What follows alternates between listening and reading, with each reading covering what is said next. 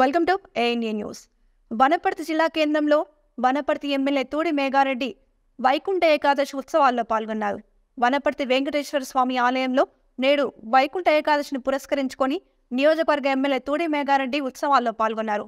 అనంతరం వారు మాట్లాడుతూ ముక్కోనతి ఏకాదశి సందర్భంగా కుటుంబ సమేతంగా పాల్గొని వెంకటేశ్వర ఆలయం దర్శనం చేసుకుని ప్రత్యేక పూజలు నిర్వహించడం జరిగిందని తెలిపారు. నియోజకవర్గం జిల్లాలోని ప్రజలందరూ ఆయుర ఆరోగ్యాలతో సకల సౌభాగ్యాలతో ఉండాలని, మరోసారి వైకుంఠ ఏకాదశిలో పాల్గొనాలని నూతన ప్రభుత్వం ఏర్పాటైనందుకు తెలంగాణ ముఖ్యమంత్రి రేవంత్ రెడ్డి ఆధ్వర్యంలో నూతన ప్రభుత్వం సాఫీగా నడవాలని వారు కోరుకున్నామన్నారు.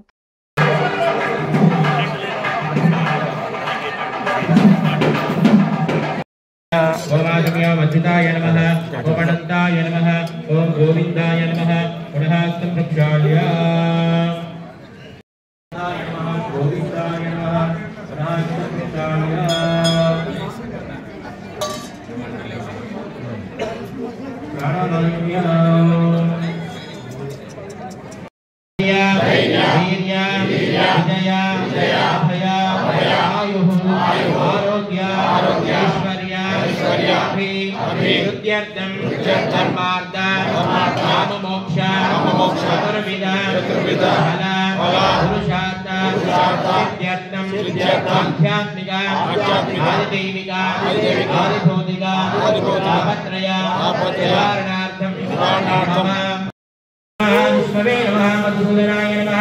त्रिविक्रमाय नमः. वामनाय नमः. श्रीधराय नमः.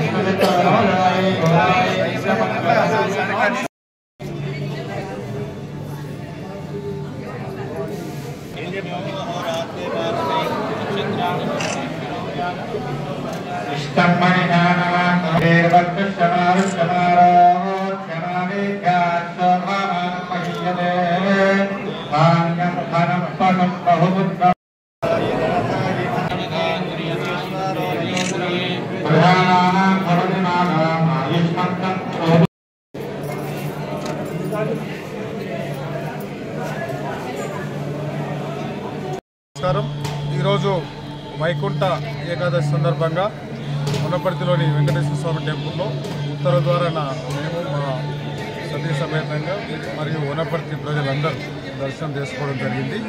ఈ వైకుంఠ ఏకాదశి సందర్భంగా వనపర్తి తాలూకాలో ఉన్న వనపర్తి నియోజకవర్గంలో అందరికీ ఆయురారోగ్యాలతో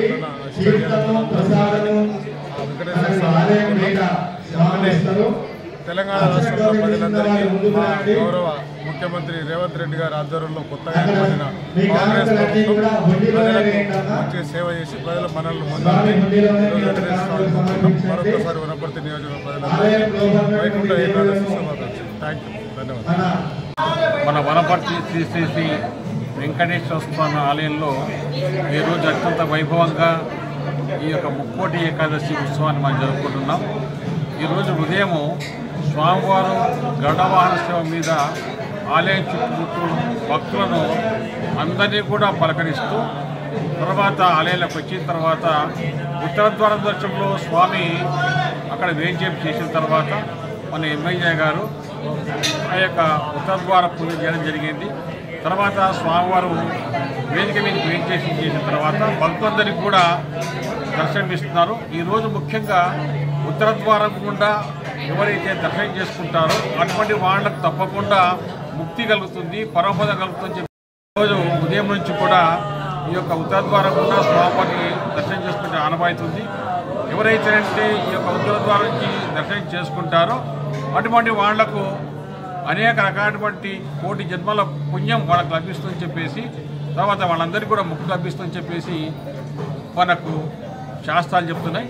వాటి అందరూ కూడా రావడం జరిగింది.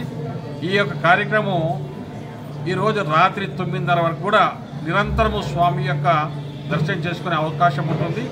దాదాపు ఒక 40,000 మంది వరకు కూడా ఈ యొక్క కార్యక్రమంలో పాల్గొనేటువంటి ఆనవాయితీ మన దగ్గర ఉంది.